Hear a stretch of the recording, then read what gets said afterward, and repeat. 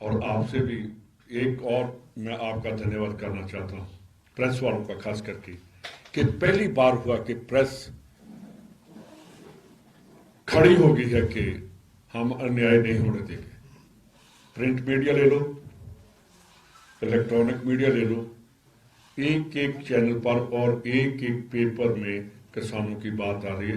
ये बहुत बड़ी बात आप लोगों ने की, इसके लिए पूरा, मैं तो राजस्थानी भी हूँ, क्योंकि जब हम जो रंधावा हैं, हमारा मूल जो वो जैसलमेर में था, तो आज से 700 साल पहले हम जैसलमेर से ही पंजाब की ओर बढ़े थे। तो एक पास मेरे, एक तरफ मेरा राजस्थान है, दूसरा मेरा पंजाब है। तो इसलिए मैंने आपका चॉइस किया कि आप इतनी तादाद में, जब हमारी गवर्नमेंट भी थी तो आप कभी इतने इकट्ठे नहीं हुए। इसका मतलब कि दिमाग में आ रहा है कि किसानों के साथ, हिंदुस्तान के किसानों के साथ गलत हो रहा है, जो हम सब मिलकर इसका डटकर विरोध करते हैं। और उनकी जो एक लीगल एमएसपी मांगना हमारा हक बनता है, और जिस तरह से रोका गया है, ऐसा मैंने कभी पाकिस्तान और हिंदुस्तान और चाइना के बॉर्डर पर नहीं देखा कि अब माइंस लगाने वाली रह गई ये बातें। ड्रोन से हमला करना, और एक मेरे भाई, ड्रोन रोकना है तो वहां का रोको, पाकिस्तान का, जिससे इलीगल वेपन्स आ रहे हैं, जिसके जरिए से पंजाब में और राजस्थान के एरिया में ड्रोन से इलीगल ड्रग आ रही है। उनको कहो, वो जो थे जो शांत में प्रोटेस्ट कर रहे हैं, उनको इनको पैसे देना चाहिए था, और प्राइम मिनिस्टर को उनके साथ बात करनी चाहिए थी। अब मैं अध्यक्ष जी को कहूँगा कि ये राजस्थान की बात करें थे।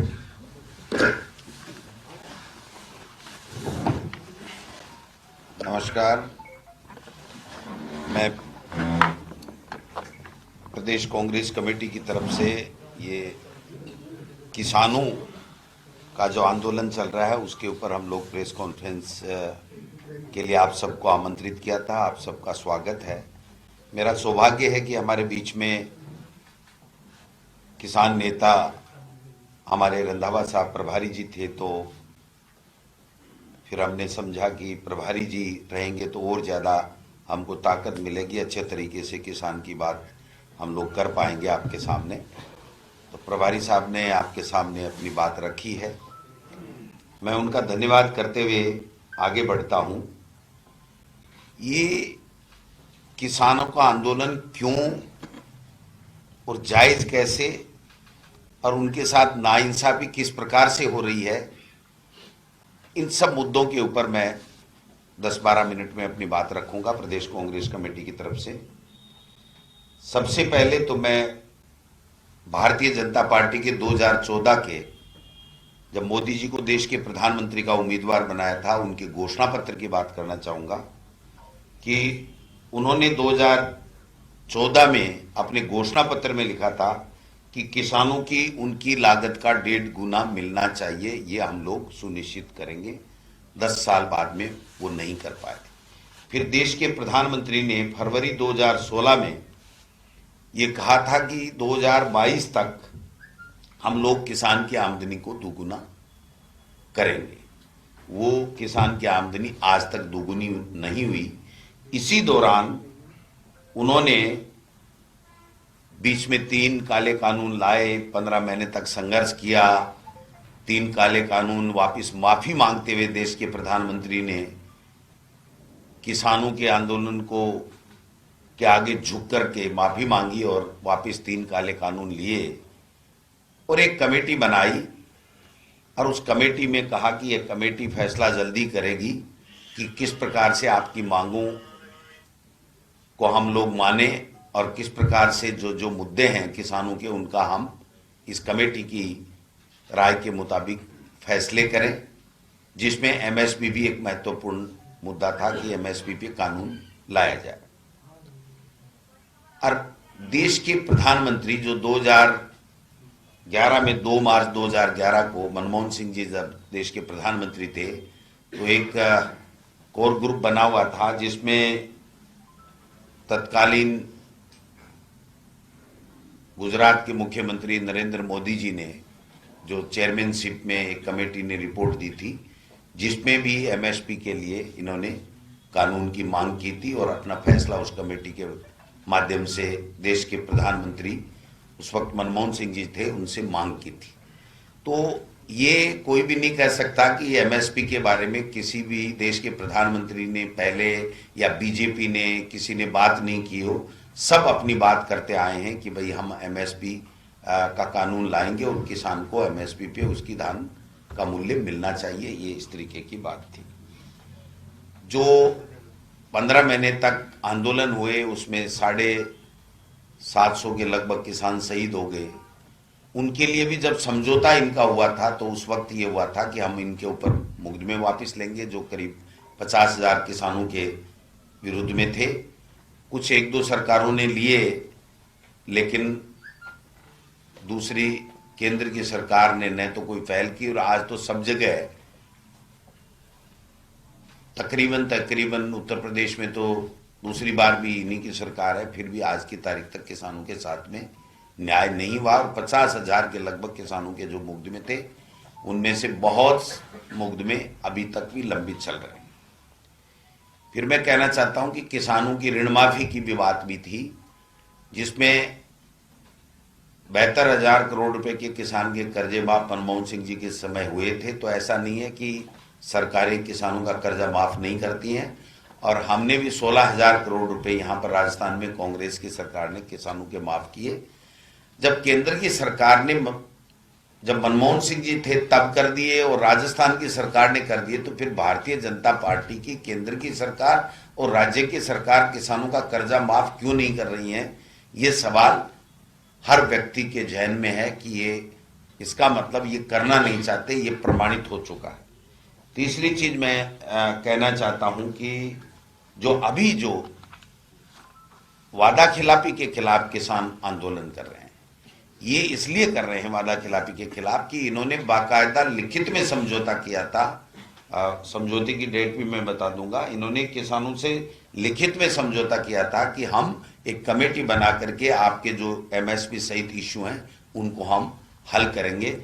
और मैं समझता हूं कि शायद वो कमेटी जो है उसका डेट नहीं है सर, मीटिंगें हुई हैं और कमेटी ने रिपोर्ट भी जो सुनने में आया दे दी, लेकिन उसमें एमएसपी का जिक्र भी नहीं है और बाकी उसको सार्वजनिक नहीं किया जा रहा है। तो मैं समझता हूं कि किसानों को वापस आंदोलन करने के लिए मजबूर होना पड़ा, और आज जो किसान आंदोलन कर रहे हैं उनके साथ में किस प्रकार से बर्बरतापूर्वक कार्रवाई की जा रही है, जैसे आतंकवादियों के खिलाफ भी नहीं की जा सकती, और जो पाकिस्तान है जहां से आतंकवाद आता है उनके खिलाफ भी इस तरीके की कार्रवाई नहीं होती है, ऐसी किसानों के साथ में हो रही है। तो मेरा कहने का मतलब है कि जब पहले जो शहीद हो गए उनका मुआवजा नहीं, जो वायदा इन्होंने लिखित में देश के प्रधानमंत्री जी के, कृषि मंत्री ने और सरकार ने, भारत सरकार के अधिकारियों ने किया, उस पर काम नहीं। एमएसपी के बारे में अब तक 10 साल में मोदी जी ने कहीं किसी तरीके का कोई एक्शन इन्होंने दिखाया नहीं, ये भी बात हम सब के सामने है। और अब तो हद हो गई, जब वो पूछ रहे हैं कि उस कमेटी का क्या हुआ, तो देश के प्रधानमंत्री या भारतीय जनता पार्टी ये कह रही है कि आनन फानन में कानून नहीं बन सकता।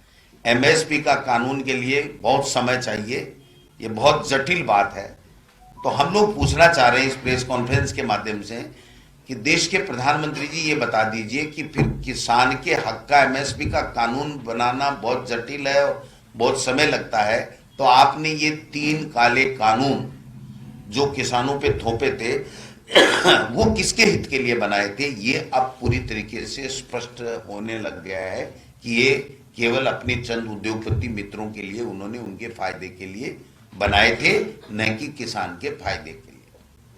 आज फिर किसान जब अपना शांतिपूर्वक आंदोलन कर रहा है, अपनी बात रखने के लिए वो कोशिश कर रहा है, तो उसको दबाया जा रहा है, गोलियां चलाई जा रही हैं, आंसू गैस छोड़े जा रहे हैं, ड्रोन से उनके ऊपर हमले किए जा रहे हैं। आप बताइए कि इस देश में, लोकतांत्रिक देश में, क्या किसी को अपना आंदोलन करने का, अपनी बात रखने का, शांतिपूर्वक अपनी आंदोलन करने का कोई अधिकार नहीं है क्या? तो ये अधिकार भी किसानों से छीना जा रहा है कि आप कोई आंदोलन नहीं कर सकते। अब उनके ऊपर पहले भी झूठे आरोप लगाए थे, आतंकवादी हैं, अफगानिस्तानी हैं, पता नहीं कितने कितने चोर और डाकू, पता नहीं क्या क्या बता दिया था। आज फिर उसी शैली में जवाब दिया जा रहा है उनको, उसी तरीके से बदमाश, लुटेरे, शराब लेके आ गए, ये करके आ गए, वो करके आ गए, इस तरीके से किसान को बदनाम करने की उनकी चेष्टा बराबर चल रही है। मैं समझता हूं कि इसका हम लोग सब विरोध कर रहे हैं। किसानों ने कल बंद का आह्वान किया है, कांग्रेस पार्टी ने भी फैसला किया है कि हम इसके बंद का समर्थन करेंगे। कोई हिंसा नहीं हो, किसी राजकीय संपत्ति का नुकसान नहीं हो, ये सब सुनिश्चित करते हुए हम सब लोग भी उनके साथ में, किसानों के आंदोलन के साथ में रहेंगे। और हमारे नेता राहुल गांधी जी और हमारे अखिल भारतीय कांग्रेस कमेटी के हमारे अध्यक्ष आदरणीय खड़गे साहब ने बहुत ही स्पष्ट शब्दों में ये कह दिया है कि हमारी सरकार आते ही हम लोग किसान के लिए एमएसपी लागू करेंगे। ये एक बहुत बड़ी बात है जिसका हम सब लोग स्वागत करते हैं, किसानों ने स्वागत किया है। और कांग्रेस पार्टी के लिए यह है कि जो कहते हैं वो करते हैं। पहले भी किसानों के 72,000 करोड़ के कर्जे माफ किए हैं और मैं समझता हूं कि अब भी हमने जो कहा है वो करके हम लोग दिखाएंगे। ये मैं आपसे निवेदन करना चाहता हूं। तो जिस प्रकार से ये जो चल रहा है, ये सब बहुत ही देश के लिए घातक है, देश के लोगों के लिए प्रजातंत्र को खत्म कर रहे हैं। किसी को बोलने का अधिकार नहीं, किसी को आंदोलन करने का अधिकार नहीं। मैं समझता हूं कि आज इस कड़ी में एक और महत्वपूर्ण फैसला हमारे सुप्रीम कोर्ट का आया है। हालांकि ये इसका विषय नहीं था हमारी प्रेस कॉन्फ्रेंस का, लेकिन चूंकि एक बहुत बड़ा फैसला है जिसमें देश के लोगों की, प्रजातंत्र की जीत हुई है, आम व्यक्ति की जीत हुई है। और ऐसे लोग जिन्होंने साजिश रच करके और पर्दे के पीछे बड़ा खेला किया, बड़े घोटाले किए, उनकी पोल खुली है।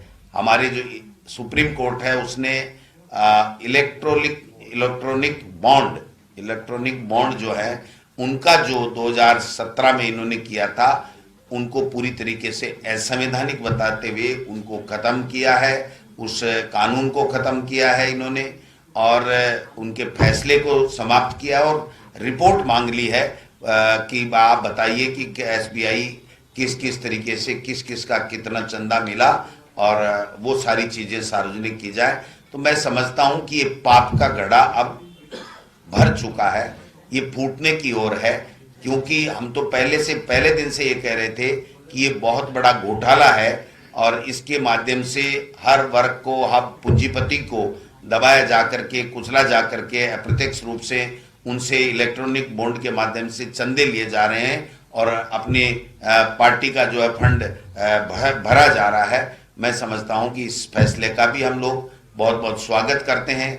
और हमें शंका है कि अब भी भारत सरकार भारतीय जनता पार्टी के कहने से अब भी ऐसा कोई न कोई उसमें रास्ता ढूंढेगी जिससे उनको वो सूचना नहीं देनी पड़े और कोई न कोई ऐसा कोई गजट नोटिफिकेशन नहीं आ जाए। ये हमें शंका बनी हुई है जिसके माध्यम से ये कह देंगे नहीं साहब, हम ये सूचना भारतीय जनता पार्टी से नहीं ले सकते। मैं समझता हूं ये भी हो सकता है, ये शंका पूरे देश में लोगों में, बुद्धिजीवी वर्ग में बनी हुई है। तो उसको भी हम आगे चर्चा करेंगे अगर इस तरीके से होता है। लेकिन इस कोर्ट के फैसले का स्वागत करते हैं। किसानों के साथ में जो अन्याय हो रहा है उसके साथ हम किसानों के साथ में खड़े हैं। उनका जो अधिकार है शांतिपूर्वक आंदोलन करना, जो उनका मौलिक अधिकार है, उसकी रक्षा करें। और जिस प्रकार से ये गोलियां चला करके और ड्रोनों से हमले कर करके किसान को बदनाम करके ये कुचलना चाहते हैं उनका आंदोलन का, ये कतई नहीं होने देंगे। कांग्रेस पार्टी पूरी तरीके से किसान के शांतिपूर्वक आंदोलन के साथ में खड़ी है। हम सब लोग आप सबका भी स्वागत करते हैं कि आप इतनी संख्या में आए हैं आपका स्वागत है। और राजस्थान की सरकार के बारे में अगर मैं पर्ची सरकार के बारे में नहीं बोलूंगा तो कहेंगे साहब यहाँ पर आए ही नहीं, आप दिल्ली और देश में घूमते रहे। तो मैं यहाँ पर आना चाहता हूँ। इन्होंने जो राजस्थान में पर्ची से बनी हुई सरकार है बीजेपी की, उन्होंने पहले ही दिन कृषि मंत्री ने कह दिया कि किसान का कर्जा माफ करने का सवाल ही नहीं उठता, किसान को कर्ज देना ही नहीं चाहिए, क्योंकि किसान की आदत खराब हो गई है कि वो लोन ले लेता और फिर जानबूझ के चुकाता नहीं है। इसलिए किसान को लोन ही नहीं मिलना चाहिए और किसान का कर्जा माफ नहीं होना चाहिए। ये राजस्थान की सरकार का एक तरीके से स्टेटमेंट आ गया है। तो उनकी सोच हमारे सामने सबके आ चुकी है। एक उन्होंने बार बार हम पे हमले किए थे कि 19,000 लोगों की जमीनें कुड़क हो गई हैं, जो नेशनलाइज बैंकों के जो भी ऋण था वो नहीं चुका पाए, उनके कितने हुए कितने नहीं हुए। लेकिन इनका अंतरिम बजट भी आ गया है और उसके बावजूद आप मुझे बता दीजिए कि उन्होंने अगर अपने अंतरिम बजट में 1 रुपया भी उनके मुआवजे का कोई प्रावधान रखा हो तो बता दीजिए। केवल बात करना, गुमराह करना, मुद्दों से ध्यान अटकाना, यही केवल बातें इनके उसमें एजेंडे में है, न कि काम की बात। मन की बात देश के प्रधानमंत्री जी करते हैं और झूठ बोलना, झूठ को 100 बार बोलना जिससे वो सब जैसी लगे, ये इस तरीके की आदत बन चुकी है। आज 2 महीने से भी ज्यादा हमारी सरकार को बने हो गए हैं, किसान के लिए कुछ भी नहीं। एक तरफ मोदी जी 12,000 का किसान सम्मान निधि की बात करते हैं और ये 8,000 की घोषणा करते हैं। भाई ये तो हम ही दे रहे थे, हमारी सरकार ही दे रही थी, जो हमने घोषणा की है उससे आप कम दे रहे हो। तो आप कांग्रेस की सरकार को किस दृष्टि से गलत बता रहे हो। बहुत बड़े जोर जोर से इन्होंने मुद्दा उठाया था कि किसान का कर्जा माफ नहीं हुआ, किसान का कर्जा माफ नहीं हुआ। हमने उनका सरकार के समय घोषणा जो की थी उसका भी 6,000 करोड़ रुपए हमने चुकाया है और बाकी 10,000 करोड़ रुपए हमने 16,000 करोड़ रुपए हमने किसान के कर्जे के माफ करके पैसा चुकाया है। इन्होंने इस तरीके का कोई प्रावधान नहीं रखा है। इनके केंद्र बिंदु में न किसान है, न किसान का कल्याण है, न उसकी मजबूती है, न उसकी आमदनी दुगुनी करने का कोई एजेंडा है। इनको तो केवल झूठ बोल करके, बरगला करके और वोटों की फसल काटनी है। फिर ये लोकसभा में मोदी जी और केंद्र के नेता आएंगे, फिर बरगलाने की बातें करेंगे और बरगला करके वोट लेने की चेष्टा करेंगे। लेकिन राजस्थान के लोग समझ चुके हैं, राजस्थान का हर वर्ग समझ चुका है कि इनकी कथनी और करनी में फर्क है। कांग्रेस जो कहती है वो करती है, हमेशा किसान के हित की बात करती है, और भारतीय जनता पार्टी हमेशा गुमराह करने की बातें करती है, वो कभी किसान की नहीं होती है। तो ये जो बात थी वो आपसे शेयर करने के लिए मैं आया और मेरे प्रभारी जी आए। तो हम सब लोग आपका स्वागत भी करते हैं और अपनी कोई बात हो तो आप बताएं जिससे हम लोग।